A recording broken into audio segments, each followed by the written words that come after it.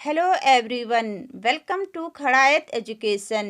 बच्चों, प्रीवियस की वीडियो में हमने सर्वेश्वर दयाल सक्सेना जी का जीवन परिचय और साहित्यिक परिचय के साथ ही मानवीय करुणा की दिव्य चमक कहानी का सारांश डिटेल में पढ़ाया हुआ है। आप लोगों ने वीडियो नहीं देखी है तो ज़रूर देख लीजिए। डिस्क्रिप्शन बॉक्स में प्लेलिस्ट की लिंक दी हुई है। बच्चों, यह चैप्टर बहुत इम्पोर्टेंट है। हमेशा इस पाठ से बोर्ड एग्जाम में प्रश्न पूछे जाते हैं। तो आइए शुरू करते हैं। प्रश्न 1। फादर की उपस्थिति देवदार की छाया जैसी क्यों लगती थी? बच्चों, देवदार एक ऐसा वृक्ष है जो हिमालय की चोटियों में पाया जाता है। आकार में लंबा चौड़ा घना मजबूत होता है और इसकी छांव में सभी जीव जंतुओं को शीतलता की प्राप्ति होती है। बच्चों, आपको बताना है कि फादर के किन गुणों को देखकर लेखक ने उनकी उपस्थिति देवदार की छाया के समान बताया है। तो आइए देखते हैं उत्तर। देवदार का वृक्ष आकार में लंबा चौड़ा घना मजबूत और छायादार होता है।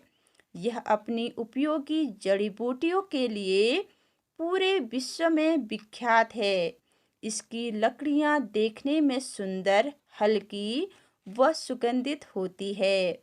फादर बुल्के का व्यक्तित्व भी देवदार के वृक्ष के समान विशाल है।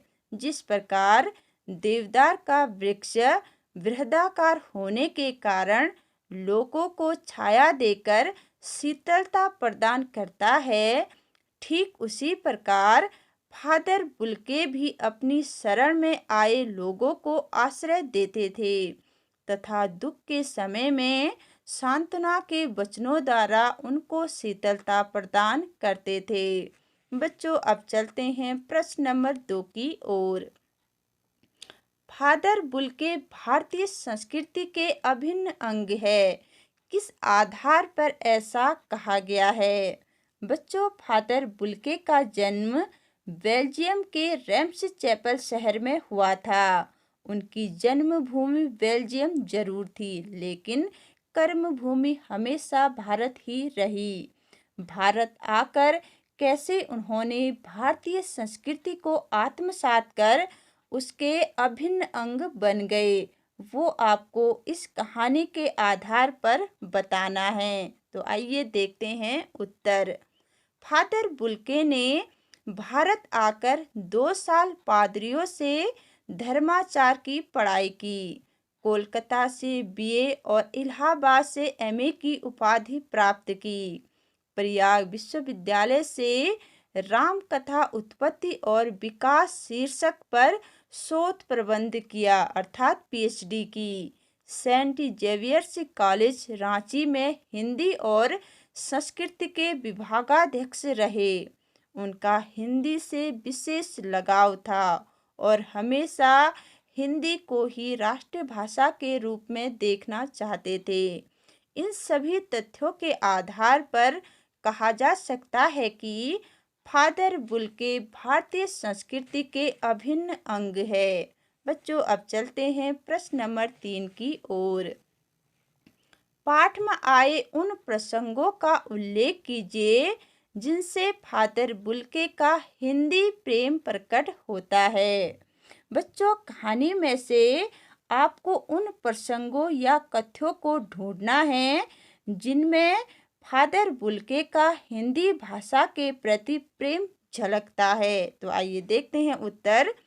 निम्नलिखित प्रसंगों से फादर बुल्के का हिंदी प्रेम प्रकट होता है। जैसे पहला है, फादर बुल्के ने विदेशी होकर भी हिंदी भाषा से एमए किया।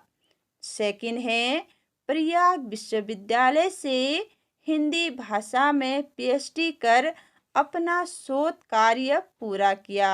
तीसरा है, ब्लूबर्ड का हिंदी रूपांतर नीलपंछी नाम से किया।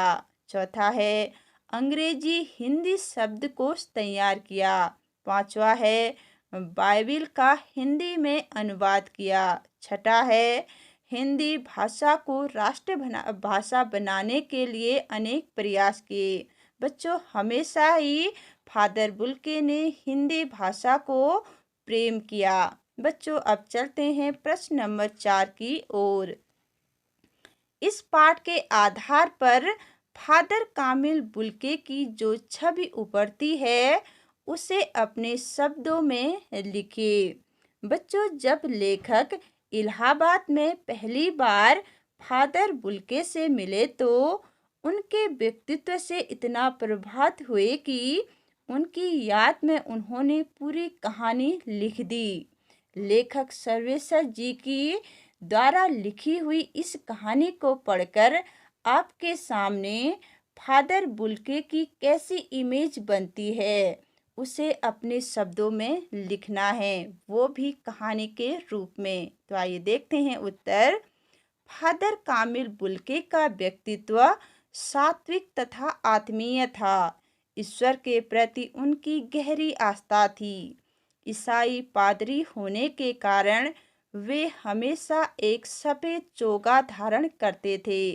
गोरा रंग, सफेद झाई मारती भूरी दाढ़ी, नीली आंखें उनकी प्रभावशाली पहचान थी।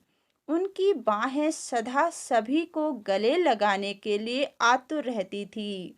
वे वात्सल्य एवं प्रेम की मूर्ति थे। हमेशा एक मंद मुस्कान उनके चेहरे पर तैरती रहती थी। दुखी विरक्त लोगों को वे सांत्वनापूर्ण वचन बोलकर शीतलता प्रदान करते थे। भारत देश से उन्हें बहुत प्रेम था। बच्चों, अब चलते हैं प्रश्न नंबर 5 की ओर।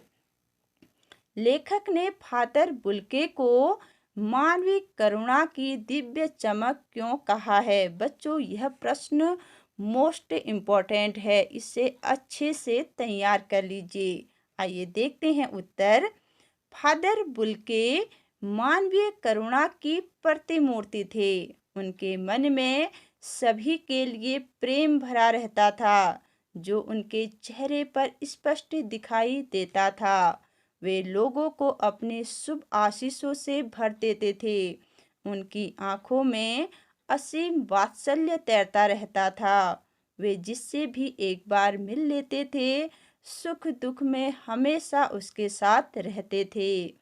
किसी भी मानव का दुख उनसे देखा नहीं जाता था। उसके कष्ट दूर करने के लिए वे यथाशक्ति प्रयास करते रहते थे।